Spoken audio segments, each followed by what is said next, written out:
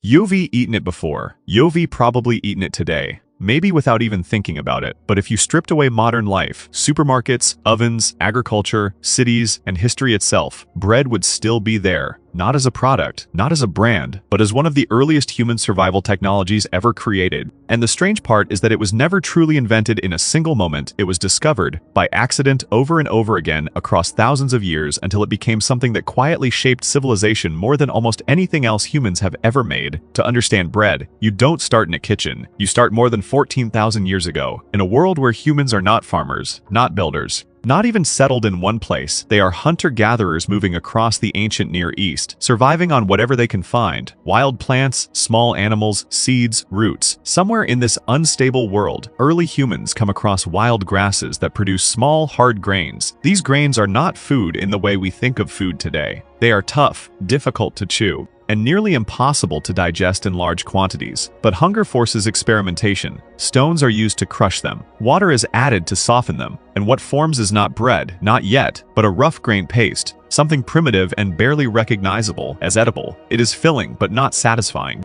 It is survival, not comfort, and yet something changes the moment that paste is exposed to the world for too long. Airborne yeast, invisible and unknown to these early humans, lands in it. The mixture begins to bubble. It ferments. It transforms. At first, this might look like spoilage, something gone wrong, but when that same fermented mixture is placed on a hot stone near fire, something unexpected happens. It rises slightly, it becomes lighter, it develops flavor, it becomes easier to eat. This is not invention, this is accident meeting observation, and it is the earliest version of bread. For thousands of years after this moment, bread remains incredibly simple, as agriculture begins to emerge around 10,000 BCE in the Fertile Crescent. Humans start to shift from wandering survival to settled life. They begin planting grains like wheat and barley on purpose, instead of just collecting them from the wild. This changes everything. For the first time, food is not only taken from nature but produced by human control, and with that control comes refinement. Grains are now harvested in predictable cycles. They are stored. They are processed. Early grinding stones become more advanced, allowing humans to turn hard grains into flour. This flour is mixed with water, forming dough that is cooked on heated stones or in primitive clay ovens. These early breads are flat, dense, and heavy, but they represent something enormous. They are stable food. They can be stored, they can be shared, they can support communities that no longer need to move constantly. Bread becomes one of the foundations of settlement itself. As villages grow into early cities, especially in regions like Mesopotamia, bread becomes more structured. It is no longer just a survival outcome of crushed grain and fire.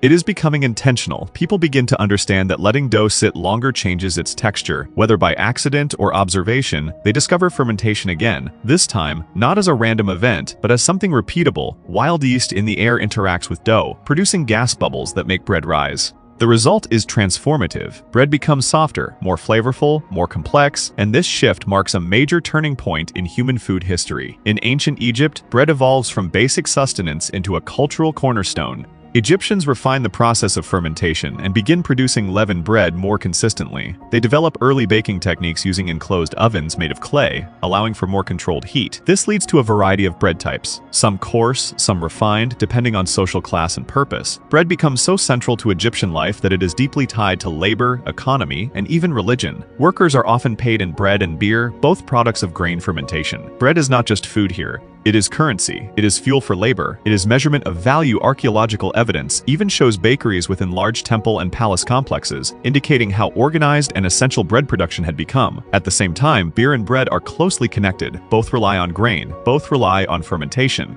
In many cases, they are made from similar starting mixtures. This dual system of grain transformation becomes one of the core food technologies of early civilization. As trade expands and empires begin to form, bread spreads beyond Egypt and Mesopotamia into Greece and later Rome. In Greece, bread making becomes more specialized. Different regions experiment with different grains and textures. Bread is no longer one thing. It becomes a category, but it is Rome that takes bread to an entirely new level of scale and political importance. The Roman Empire understands something that earlier civilizations also knew but never fully systematized. Bread is stability. If people are fed, they remain controlled. If people are hungry, they revolt. So Rome develops large-scale grain import systems, especially from Egypt and North Africa, to feed its growing urban population. Public grain distribution becomes a key political tool. Citizens are given subsidized or free grain, a system that helps prevent unrest in crowded cities like Rome itself. Bread production becomes industrial in scale for the ancient world. Large mills powered by animals or water grind grain in enormous quantities. Professional bakers form guilds. Bakeries become widespread in urban centers. Bread shifts from household production to commercial infrastructure. It is no longer something every family makes. It is something cities depend on. As Rome falls and Europe enters the medieval period, bread becomes even more central to daily survival. In many regions, bread accounts for the majority of caloric intake for ordinary people. But this is also where bread begins to reflect class divisions more clearly than ever. Wealthier individuals consume fine white bread made from carefully sifted wheat flour. It is soft, light, and expensive because it requires more processing and more grain loss. Poorer populations rely on darker breads made from rye, barley, oats, or mixed grains. These breads are denser, heavier, and often less consistent in quality. In times of scarcity, bread becomes even more desperate. People stretch flour with whatever is available, sometimes adding fillers like husks or even non-food materials just to survive. Bread is no longer just culture, it is vulnerability, and when harvests fail, the consequences are catastrophic. Entire regions can fall into famine. And because bread is so central to survival, famine does not just mean hunger, it means social collapse, unrest, and sometimes rebellion.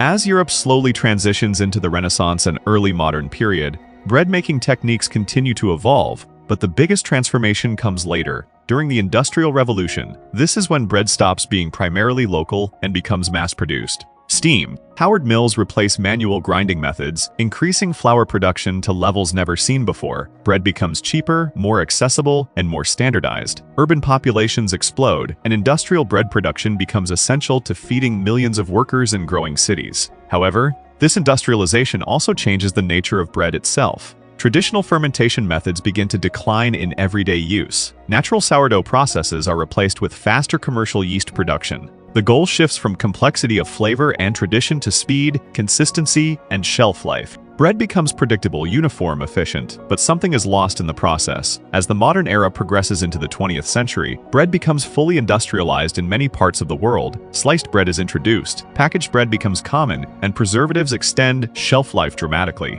Bread can now be transported across long distances and stored for weeks without spoiling. It becomes one of the most widely distributed food products on the planet. At the same time, a counter-movement slowly begins to emerge. Bakers and consumers start returning to older methods, especially sourdough fermentation. They rediscover that slower fermentation not only improves flavor but also changes texture and digestibility. What was once seen as outdated becomes desirable again. Artisan bakeries begin to rise in popularity, bringing back techniques that date thousands of years into the past. Today, bread exists in more forms than ever before. It appears as baguettes in France, natan in South Asia, tortillas in Mesoamerica, pita in the Middle East, sourdough in modern bakeries, and countless regional flatbreads across Africa and Asia. Despite all these variations, the foundation remains the same: grain, water, heat, and time. The simplicity of that formula is what allowed bread to survive through every era of human history. It adapted to climate, culture, technology, and economy without ever losing its identity. It fed the earliest settlements, it fueled empires, it sustained industrial cities,